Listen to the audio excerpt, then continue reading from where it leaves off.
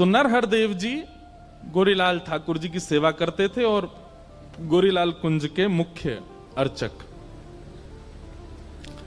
कई सारे शिष्य थे उनके, उन्हीं शिष्यों में एक थे श्री रसिक देव जी, जिनका पद अभी हम लोगों ने गाया। तो नरहरदेव जी के मन में आता तो था कि मैं गोरीलाल ठाकुर जी की सेवा रसिक देव को दे दूं, लेकिन उनके मन में आया कि पहले परीक्षा ले लूं, ये वास्तव में योग्य है कि नहीं सेवा के। बहुत सुंदर लीला है। तो नरहरदेव जी ने क्या किया, अपने दूसरे शिष्य को बुलाया और कई 2-3 शिष्यों को बुला करके कहा, बोले सुनो, कल से तुम लोगों को एक अभिनय करना। अभिनय मतलब नाटक। कैसा नाटक? बोले जबरदस्ती की शिकायतें लेके आनी है रसिक देव की मेरे पास। कभी अपना कोई वस्त्र फाड़ देना और मुझसे आके शिकायत करना, रसिक देव जी ने फाड़ दिया। कभी कोई सामग्री गिरा देना, कह देना रसिक देव जी ने। तो सब बोले गुरुजी ऐसा क्यों? बोले जैसा हम कह रहे हैं वैसा करो, हमको परीक्षा लेनी है रसिक देव की। और दूसरे दिन बेचारे रसिक देव जी तो बड़े सीधे थे, बहुत सौम्य, बहुत सरल सीधा स्वभाव उनका। लेकिन गुरुदेव परीक्षा लेने पर आए और वो भी बिल्कुल फेंट कस के आए कि ऐसी परीक्षा लूंगा, देखो भाग्य मनाइए कि ठाकुर जी की सेवा आपको सरलता में प्राप्त हो गई। किसी काल में गुरुदेव इतनी परीक्षाएं लेकर के ठाकुर सेवा देते थे। आजकल तो दीक्षा भी बहुत जल्दी मिल जाती है। गुरुदेव के पास गए, हमको आपसे दीक्षा लेनी है, गुरुजी भी तैयारी बैठे, आओ ले जाओ। कल रात्रि हम एक घर पर गए तो वहां हमने एक बात कही कि पढ़ाई पूरी करके डिग्री ली जाती है कि डिग्री पहले लेके पढ़ाई की जाती है? बताओ। पढ़ाई पहले की जाती है ना, इसलिए पहले सत्संग खूब करो, जीवन में खूब श्रवण करो, खूब संत जनों की सेवा करो, खूब वृंदावन की सेवा करो। और उसके बाद जब तुमको लगे कि हां अब हम थोड़े पवित्र हृदय के हैं, तब गुरु दीक्षा लो। गुरु जी तो मना करेंगे नहीं, पर आपको विचार करना चाहिए, आप योग्य हो गए क्या? आप गुरु आज्ञा का पालन करने लायक बन चुके हो अब? तो नरहरदेव गुरुदेव ने मन बना लिया कि रसिक देव की हमको परीक्षा लेनी। और दूसरे दिन वही हुआ। अब कभी एक शिष्य आता, बोले गुरुजी देख लीजिए, रसिक देव जी को समझा लीजिए, इन्होंने जो है हमारा वस्त्र फाड़ दिया। और रसिक देव जी वहीं बैठे थे। और रसिक देव जी बोले मैंने कब फाड़ा? झूठ मत बोलो, तुमने फाड़ दिया, तुमने जोर से खींचा था उठा करके और तभी हमारा वस्त्र फट गया। गुरुदेव देख लीजिए, इनको समझा लीजिए। लेकिन रसिक देव जी का स्वभाव ऐसा था, हो सकता है गलती से हमने कर दिया हो, हम भूल गए, हमने कब किया याद नहीं आया, गुरुदेव क्षमा प्रार्थी हैं, अब नहीं करेंगे। अब यहां गुरु दोनों बात कर रहे हैं, परीक्षा भी ले रहे हैं और शिष्यों को बता भी रहे हैं। उसकी सहनशीलता देखो। हम होते तो क्या करते? FIR दर्ज करवायाते दूसरे चेला के नाम, मुंह पे झूठो आरोप लगावे। और आजकल तो एक नया ट्रेंड चला, आजकल नहीं, चल तो बहुत समय से रहा है, भगवान की कसम तो यहीं धरी रहती जीभ पे आगे, किसी की कसम खिवा लो, भगवान तो बेचारे थर थर कांपते रहे, मेरी मत खा लियो भैया। अच्छा, लोग इतने विचित्र होते हैं, कई हमारे परिकर के भी हैं ऐसे, उनसे कहो हमारी सौगंध खाओ, आपकी नहीं खाएंगे लेकिन भगवान कसम खा रहे हमने नहीं। भगवान इतने सस्ते हैं, को पता है कि ठाकुर जी को तो कुछ कहना नहीं आके। लेकिन एक बात बताते हैं हम आपको, व्यास मंच पर बैठ करके कह रहे हैं, ये कसमों से होता तो होगा ही कुछ ना कुछ, पर ठाकुर जी की कसम यदि आप खाते हो, भले ही आप कितने भी सत्य हो, आप ठाकुर जी की कसम यदि खाते हो तो आपका प्रारंभ से लेकर अब तक जितना भजन साधन हुआ सब नष्ट हो जाएगा। ठाकुर जी की कसम मत खाइए, कभी भगवान की कसम नहीं खानी है। ये आज प्रण ले लीजिए, मैया की खा लो, पिताजी की खा लो, पत्नी की खा लो, बच्चन की खा लो, क्यों जे अपने इनकी खाओ, ठाकुर जी उनकी नहीं। चाहे आप सत्य क्यों नहीं कह रहे हो तब भी नहीं, वो बात अलग है कि जब कोर्ट में जाते हैं तो फिर वहां तो फिर वही धरवाई दिए जाते हैं हाथ, वहां भी झूठ बोलते हैं लोग, गीता जी पे हाथ धर के भी झूठ बोल देते हैं। इसीलिए तो जेल होती है फिर उनका, क्योंकि सारा पुण्य नष्ट हो जाता है। तो रसिक देव जी का स्वभाव कैसा, उन पर झूठा आरोप लगाते हैं। गुरुदेव देखिए ये ऐसा करता है। रसिक देव जी बोले गलती से हो गया होगा, किया नहीं है रसिक देव जी ने, लेकिन कह रहे हैं ये कह रहा है तो सत्य ही होगा, कर दिया होगा मैंने। गुरुदेव क्षमा प्रार्थी, अब नहीं करूंगा। दूसरे दिन फिर कोई चेला ने आके शिकायत की, तीसरे दिन फिर कोई चेला ने शिकायत की। ऐसे इतनी शिकायतें हो गई, रसिक देव जी को खुद ही लगने लगा कि मुझ में अपराध है। और एक दिन नरहर देव जी गुरुदेव जो थे उनके, उन्होंने कहा ए रसिक देव इधर आओ, तुम्हारी बहुत शिकायतें आ रही हैं हमारे पास, अब अगर एक भी शिकायत आई तो हमको कठोर नियम लेना पड़ेगा। बोले गुरुदेव मैं कुछ नहीं करूंगा। रसिक देव जी कुछ नहीं करते, सुबह स्नान करके एक कोने में खड़े रहते, भैया मुझसे पता नहीं कब अपराध बन जाता है, आज मैं कुछ नहीं करूंगा। उस दिन पूरे दिन कुछ नहीं किया। उस दिन भी गुरुदेव पे एक शिकायत पहुंच गई, देखिए रसिक देव जी ने हमारी ऊपर ना उठा के जो है मट्टी में फेंक दिया। गुरुदेव ताम्र वर्ण, आंखें लाल, मुख लाल, बोले रोज तुम्हारी शिकायत आती है, रोज सब आके तेरी शिकायत करते हैं, तो एक काम कर आश्रम से निकल जा।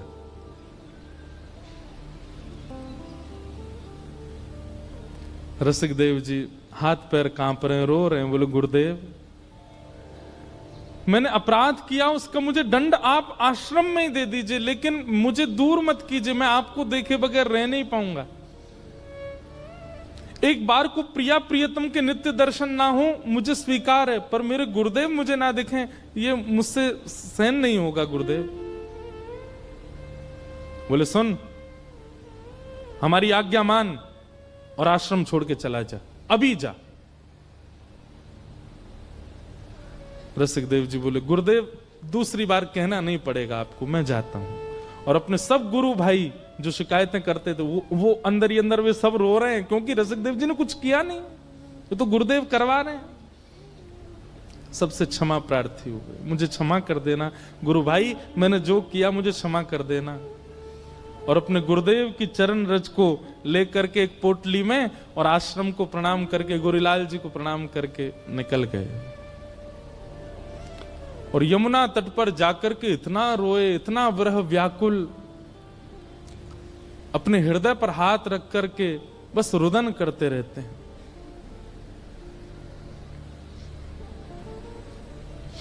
एक दिन, 2 दिन, 3 दिन बीत गए, भोजन अन्न जल कुछ ग्रहण नहीं किया।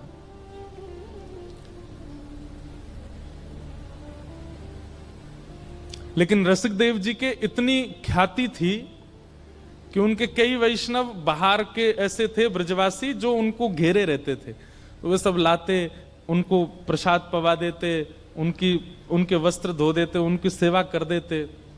पर रसिक देव जी व्याकुल पड़े रहते, मेरे गुरुदेव ने मुझे दूर कर दिया अपने से। ये तो वही समझ सकता है जब कोई प्रेम करने वाला, अत्यंत प्रेम करने वाला आपसे नजर फेर लेता है, उस समय ऐसा लगता है असंख्य बाण मार दिए वो हम। रसिक देव जी की निष्ठा प्रिया प्रियतम में है, पर जितनी प्रिया प्रियतम में है उससे कई गुना ज्यादा अपने गुरुदेव में, और वो गुरुदेव अपने नजरों से आगे कर दें, और वो भी तब जब रसिक देव जी का कोई अपराध नहीं।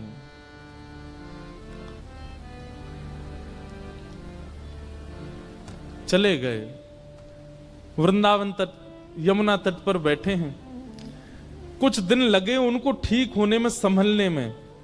कुछ दिन बाद संभल गए, वृंदावन की परिक्रमा करते, रज का तिलक करते, यमुना जी को प्रणाम करते, अपना भजन करते, गुरुदेव का मानसी चिंतन करते, मन में चिंतन करते। लेकिन एक दिन इतनी व्याकुलता बढ़ गई, बिना गुरुदेव को देखे महीनों निकल गए हैं। तब उन्होंने अपने एक साथी को बुलाया और कहा सुनो। बोले एक सेवा करोगे? बोले क्या? मेरा नाम मत लेना, पर तुम जाओ और गुरुदेव से जाके निवेदन करो कि गुरुदेव स्नान करने के बाद जो उनके पुराने वस्त्र होते हैं ना, वो तुम्हें दे दिया करें। तुम ऐसा कहना कि तुम धो के सुंदर उनको इत्र आदि लगा करके स्वच्छ करके गुरुदेव को दे दोगे। पर तुम लाके मुझे दे दिया करना, मुझे एक सेवा तो गुरुदेव की मैं यहां बैठे बैठे करूं। वो व्यक्ति गया और नरहरदेव जी से जाके निवेदन किया, गुरुजी हमारी प्रार्थना है कि आपके जो वस्त्र हैं वो धोने की सेवा हमारे परिवार को मिले। नरहरदेव जी बोले, अरे तो इसमें क्या बात, ठीक है कल से हम तुमको दे दिया करेंगे। सब लोग इधर देखो, पीछे वाले कुछ होता है वहीं देखने लगते हो, इधर देखो इतने बढ़िया चरित्र चल रहा है, सुनो। तो अब वो व्यक्ति गया और नरहरदेव जी गुरुदेव के जितने वस्त्र होते थे ला करके रसिक देव जी को दे देते। रसिक देव जी पहले तो गुरुदेव के वस्त्रों को लेते, फिर उनको प्रणाम करते, फिर उनकी सुगंधी लेते, उन्हीं को वंदन करते, उन्हीं से लिपट लिपट के रो लेते, मेरे गुरुदेव के वस्त्र हैं। और फिर उसके बाद सुंदर जल से उनको स्वच्छ करते, सुखाते, वही उनकी सेवा, नाम जप और गुरुदेव के वस्त्र धोना, यही उनकी सेवा थी। गुरुदेव के 2 वस्त्र हैं, ऊपर का कुर्ता नीचे की धोती, यही युगल सरकार मान लेते, इन्हीं की ऐसी आराधना करते। और उसमें बढ़िया इत्र लगा करके स्वच्छ बिल्कुल सीमित वो करके उसको भिजवा देते। नरहरदेव जी को बड़ा सुख मिलता, उनका भजन में और सुख बढ़ने लगा। वो वस्त्र धारण करते प्रिया प्रियतम के प्रति और भाव बढ़ने लगा उनका।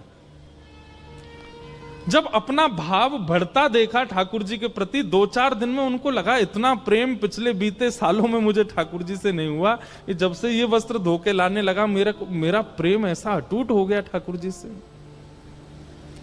एक दिन उसको बुलाया, बोले इधर आ,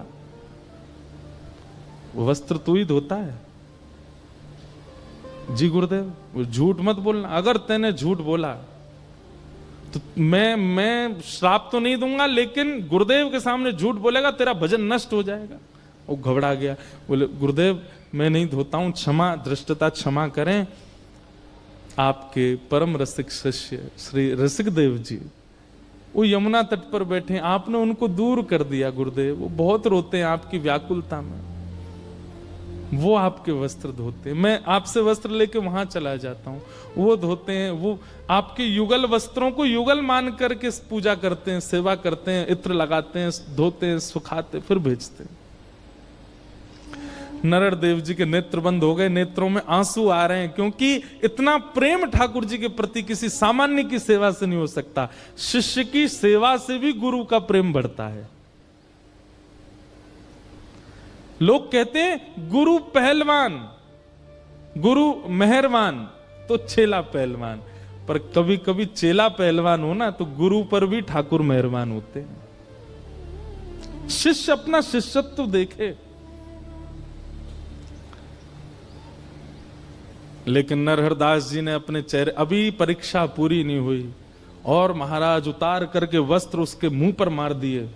बोले सुन, लेकर के जा और उसके मुंह पर मार करके बोलियो अभी तो आश्रम से निकला, मेरी आज्ञा है वृंदावन छोड़ के चला जाए, छोड़ दे वृंदावन।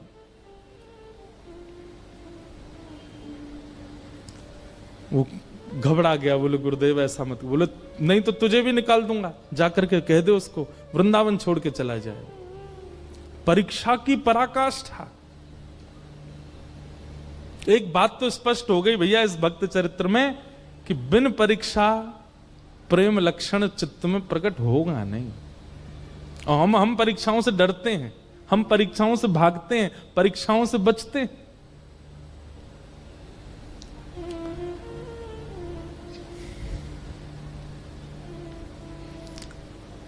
अब वो जो रोज गुरुजी के वस्त्र लाता था, आज वो रोता रोता रसिक देव जी तो प्रतीक्षा करते थे गुरुदेव के वस्त्र आ रहे होंगे, बड़े व्याकुल दौड़ करके आधे रास्ता में बोले आज तुम खाली आता है, वस्त्र नहीं लेकर के आए गुरुदेव के। चरणों में गिर गया, बोले कि मुझे क्षमा कर दें, गुरुदेव ने एक आज्ञा दी है और मैं वो आपको सुनाना चाहता हूं। रसिक देव जी बोले मेरे लिए आज्ञा दी? बोले हाँ। बोले क्या आज्ञा है? बोले गुरुदेव कह रहे हैं कि आप वृंदावन छोड़ के चले जाओ। उन्हें पता चल गया कि आप सेवा कर रहे हैं वस्त्रों की, इसलिए गुरुदेव ने आज्ञा दी है कि आप वृंदावन छोड़ के चले जाओ।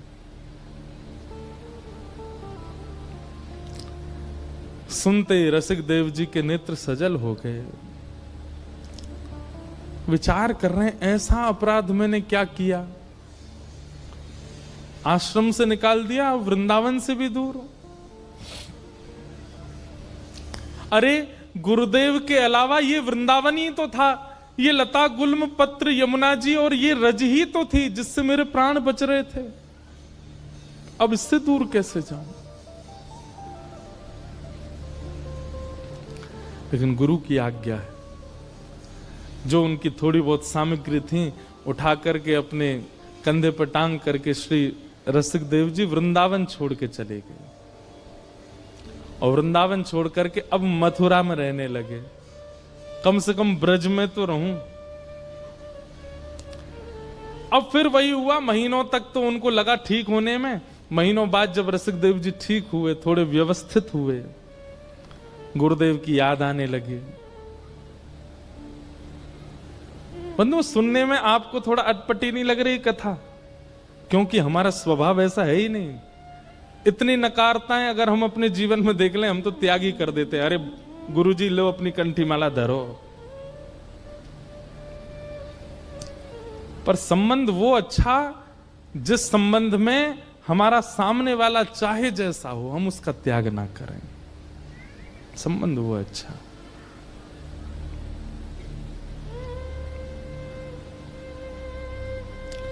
रसिक देव जी मथुरा में रहने लगे।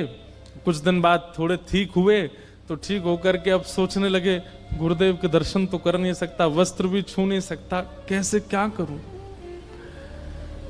लोग बाग आते थे रसिक देव जी से मिलने, दान दक्षिणा चढ़ाते थे। रसिक देव जी सब इकट्ठी करते। पहले तो लेते ही नहीं थे, लेकिन फिर इकट्ठी करने लगे और इकट्ठी करके महीना में जितनी दक्षिणा इकट्ठी होती, किसी सेठ को बुलाते मथुरा के और सेठ से कहते, सुनो वृंदावन में गोरीलाल कुंज है ना, वहां जाना और वहां के जो श्री महाराज जी हैं उनको अपनी तरफ से, मेरा नाम नहीं लेना, अपनी तरफ से निवेदित कर देना, कह देना ठाकुर जी की सेवा के लिए कुछ दक्षिणा है। सेठ जाता, सेठ गया, जाकर के महाराज खूब सारा धन, जैसे ही उसने नरहरदेव जी को प्रणाम, बोले ठाकुर जी की सेवा के लिए, उत्सव के लिए थोड़ी राशि है महाराज जी, स्वीकार करो। महाराज जी बोले, अरे वाह भैया बढ़िया, अब चलो महाराज ठाकुर जी का बढ़िया उत्सव करेंगे हम इससे। और धन ले लिया, धन लेकर के खूब सुंदर उत्सव किया। उत्सव हुआ वृंदावन में और विश्राम घाट मथुरा में नाच रहे थे श्री रसिक देव जी की, आज ठाकुर जी का उत्सव हो रहा है, मेरी सेवा कैसे भी गुरुदेव स्वीकार तो कर रहे हैं। रसिक देव जी को अब तो चाव होने लगा, जो भी आकर के कुछ देता सब इकट्ठा करते और इकट्ठा करके फिर उस सेठ को बुलाते, बोले सुनो ये इस महीने गुरुदेव को दे आओ। 2-3 बार सेवा आ गई वृंदावन, चौथी बार नरहरदेव जी के मन में आई, बोले बहुत बड़ा दानवीर नहीं बनना है ये, महीना भर की सबरी कमाई ला करके और यहाँ चरणों में अर्पित कर देता है, ये सेठ इतना बड़ा दानी, इसके चित्त में इतना दान कहां से आ गया? सेठ लोग तो एक साल में एक बार दान करते हैं, 10 साल तक गाते हैं, ये हर महीने आ जाता है लेकर के। नरहरदेव जी ने कहा, ए सुने धरा सेठ, ये धन तुम्हारा है? जी उसको भी सौगंध दे दी, बोले देख तेरा नाश हो जाएगा, ऐसा हो जाएगा, मुझसे झूठ मत बोलना, सत्य बताइए धन किसका है? सेठ जी घबरा गए, बोले आपके शिष्य श्री रसिक देव जी वो मथुरा में हैं, महीना में जितने उनके पास शिष्यगण आते हैं, जो भी कुछ चढ़ाते हैं, सब इकट्ठी करके मेरे हाथ भिजवा देते हैं। ताम्र वर्ण हो गया, लाल पड़ गई आंखें गुरुदेव की, और उठा करके सारा धन फेंक दिया उसके ऊपर और कहा लेकर के जाओ इसको, और जा करके उसके मुंह पर मारना। उसको आश्रम से निकाल दिया, वृंदावन से निकाल दिया, अब भी पीछा नहीं छोड़ता है, कुछ ना कुछ करके यहां भेजता रहता सामग्री। क्या दिखाना चाहता है? और उसको आज्ञा देना, यदि गुरु के प्रति निष्ठा रखता है तो अब ब्रज छोड़ के चला जाए।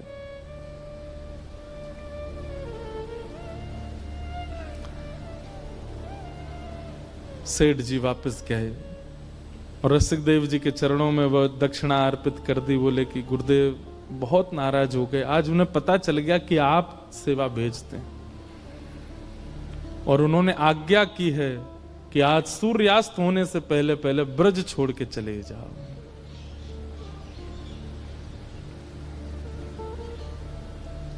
रसिक देव जी व्याकुलता की पराकाष्ठा पार हो गए, अपनी सामग्री सब उठाई और तुरंत निकल गए वृंदावन ब्रज छोड़ करके। और ब्रज छोड़ करके अपने जन्म स्थान बुंदेलखंड के पास मध्य प्रदेश में पहुंच गए और वहीं रहने लगे। अब ना तो सेवा कर पाते हैं, ना सेवा पहुंचवा पाते हैं, कुछ नहीं करते, केवल वहां बैठे बैठे मानसी में गुरु का स्मरण करते हैं नित्य। अपने गुरुदेव का त्याग नहीं किया, नित्य मानसी में प्रिया प्रियतम और प्रिया प्रियतम के चरणों में बैठे गुरुदेव और इन तीनों की उपासना करते हैं श्री रसिक देव जी महाराज। अब तो वर्षों बीत गए, वृंदावन देखा भी नहीं रसिक देव जी ने। कुछ वर्ष बाद श्री नरहर देव जी बुंदेलखंड यात्रा पर गए और जैसे ही बुंदेलखंड यात्रा पर गए तो पूरे बुंदेलखंड के वैष्णव समाज इकट्ठा हो गया। सबने खूब स्वागत किया, इतने बड़े रसिक संत आए हैं वृंदावन से। कुछ लोगों ने जाकर के श्री रसिक देव जी से कहा, बोले आपके गुरुजी आए हैं बुंदेलखंड, आप वृंदावन नहीं जा सकते, आपको अधिकार नहीं है, कम से कम यहां उनका दर्शन कर लीजिए, वो नगर भ्रमण पर निकले हैं, आप बाहर आ जाइए ना, हम लेके चलते हैं, आप दूर खड़े होकर ओट में से दर्शन कर लेना।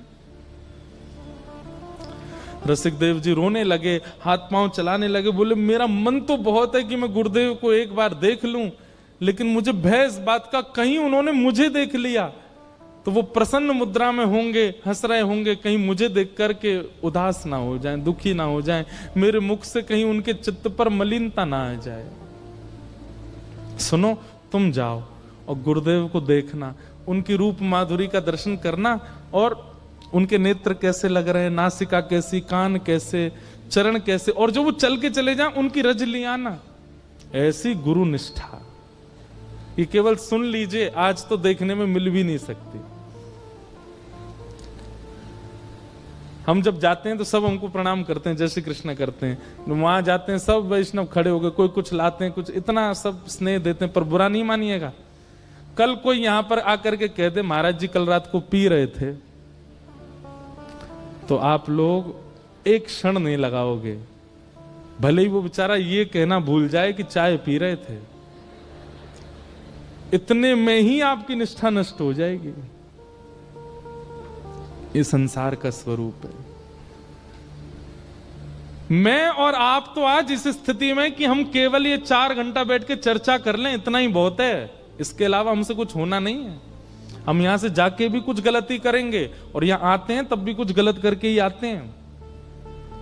ये रसिक देव जी की निष्ठा, ऐसी निष्ठा जीवन में नहीं आ सकती हमारे चित्त में। अपने परिकर से बोलते हैं जाओ, गुरुदेव के नेत्र कैसे हैं, गाल कैसे हैं, कान कैसे, नासिका कैसी, और जब वो चल के चले जाए ना, उनकी चरण रज लिया ना, मुझे बताना।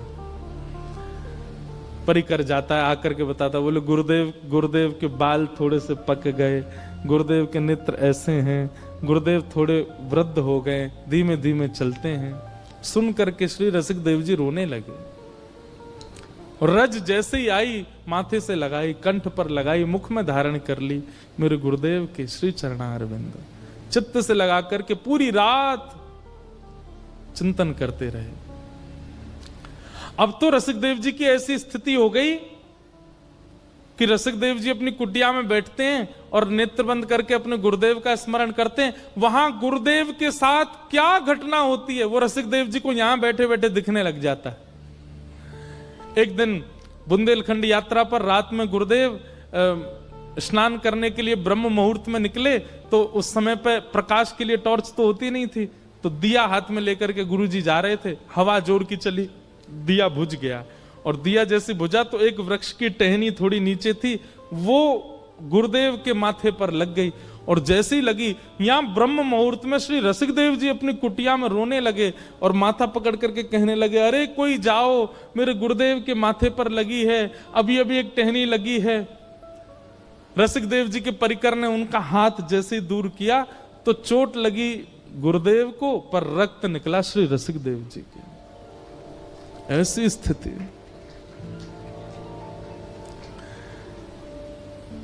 लेकिन लोग जाकर के केवल कहते हैं, नरहर देव जी की कैसी निष्ठुरता, इतने में भी रसिकदेव को स्वीकार नहीं कर रहे हैं। किसी ने जाकर के ये घटना सुना दी कि गुरुदेव आपके माथे पर लगी थी कल। बोले तुम्हें कैसे पता? मेरे साथ तो कोई था नहीं।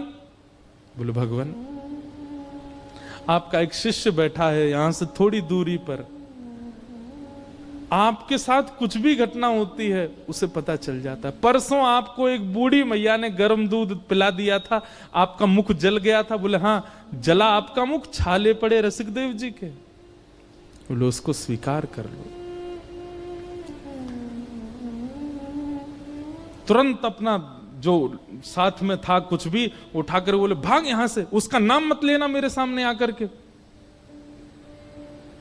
अब तो रसिकदेव, नरहर देव जी के संग रहने वाले जो और शिष्य थे ना, उन सबको लगने लगा हमारे गुरुदेव की बुद्धि को क्या हो गया है। स्वयं कह करके उसकी शिकायतें करवा दी, हम लोगों से झूठी झूठी शिकायतें सुन करके उसको निकाल दिया, आश्रम से निकाला, वृंदावन से निकाला, ब्रज से निकाला, और अब भी उसको स्वीकार नहीं कर रहे हैं। ये चाहते क्या है? और इतने क्रोध में आ गए, रसिकदेव जी का नाम सुनते ही तुरंत शिष्यों से बोला, अभी वृंदावन चलो, अब नहीं रहना यहां पर। शिष्यों में से भी कई लोगों ने कहा, बोलो गुरुदेव, ऐसा स्वभाव आपका पहले तो नहीं था, आप ये किस प्रकार का व्यवहार कर रहे हैं रसिकदेव? बोले मुझे मत सिखाओ, चलो यहां से। बड़े बड़े संतों ने, बड़े बड़े आचार्यों ने, बड़े बड़े भक्तों ने जाकर के नरहर देव जी से कहा कि रसिकदेव को स्वीकार कर लो, पर उन्होंने नहीं किया। ऐसी परीक्षा तो किसी गुरु ने नहीं ली। नरहर देव जी वापस वृंदावन आए और वृंदावन में जैसे ही गोरीलाल जी की सेवा में पहुंचे, तो अब तक तो और बालक सेवा कर रहे थे, आज जैसे ही आप स्वयं सेवा में गए तो आपने क्या देखा? भीतर विराजमान युगल सरकार प्रिया प्रियतम के नेत्रों से अश्रु गिर रहे हैं। नरहर देव जी ने तुरंत पर्दा किया, चरणों में गिर गए, बोले सरकार जय जय, आप क्यों रुदन कर रहे हैं? सेवा में कोई चूक हो गई, रसोई सिद्ध नहीं हो रही, आपके श्रृंगार में कोई कमी हो रही है, आप क्यों रुदन कर रहे हैं सरकार? प्रिया प्रियतम सचल हो गए उनके सामने और किशोरी जी आज्ञा देकर के कहने लगी, बोले अब हमसे ये देखा नहीं जा रहा है, अब परीक्षा की पराकाष्ठा कर रहे हैं आप। इतनी परीक्षा तो कभी श्याम सुंदर नहीं लेते, इतनी परीक्षा की भावना तो कभी किसी देव चित्त में नहीं आती, जितने कठोर हृदय से आप रसिकदेव की परीक्षा ले रहे हैं। हमारी आपसे प्रार्थना है, रसिकदेव को अब स्वीकार कर लो। नरहर देव जी उठ करके नृत्य करने लगे, बोले मैं बस इसी की प्रतीक्षा कर रहा था कि आप कहो कि उसको स्वीकार करो। मुझसे सबने कहा, आचार्यों ने कहा, शिष्यों ने कहा, पर मैं रसिकदेव की भक्ति आपके मुख से सुनना चाहता था। मेरे शिष्य की पराकाष्ठा, मेरे शिष्य का प्रेम कोई और मुझसे कहे, मुझे उसमें रुचि नहीं थी। मैं चाहता था कि प्रिया प्रियतम स्वयं एक दिन प्रकट होकर के कहेंगे कि रसिकदेव जैसा शिष्य इसको स्वीकार करो, तब स्वीकार करो। ये परीक्षा इसी के लिए कर रहा था कि आप बोलो। आज नरहर देव जी का एक अलग रूप दिखा, जो इतने निष्ठुर, इतने कठोर हृदय के बन गए थे पिछले कुछ वर्षों में, आज वो द्रवित हृदय, इतने दिन का भरा था हृदय में, नेत्रों से अविरल अश्रुधार गिर रही है, और अपने सब शिष्यों से कहने लगे, मेरे प्राण, मेरे जीवन, मेरे अत्यंत प्रिय रसिकदेव को कोई लेकर के आओ।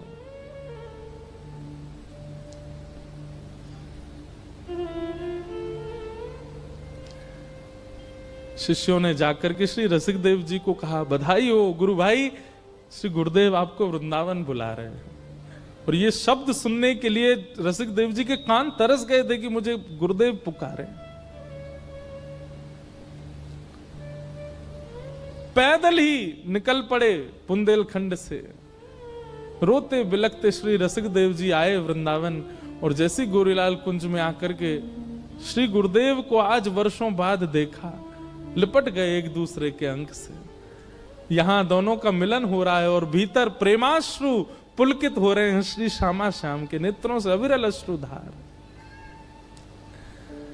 कभी कभी सिर पर हाथ फेरते हैं, कभी हृदय से लगाते हैं, कभी माथे को चूमते हैं। गुरुदेव बोले, रसिक देव तेरी बहुत परीक्षा ली मैंने, लेकिन तेरी निष्ठा की बलिहारी, एक बार भी तेने मन में मेरे प्रति कोई दुर्भाव नहीं रखा। आज अपने जीवन की जमा पूंजी, अपने समस्त रसिक जनों की जमा पूंजी और मेरे प्राण आधार तुझे हम उपहार में देंगे। और रसिक देव का हाथ पकड़ करके श्री गोरीलाल ठाकुर जी के चरणों में रख दिया। बोले, आज से तेरे जीवन यही है, क्योंकि वृंदावन से निकाला मैंने है और वृंदावन बुलाया इन्होंने है।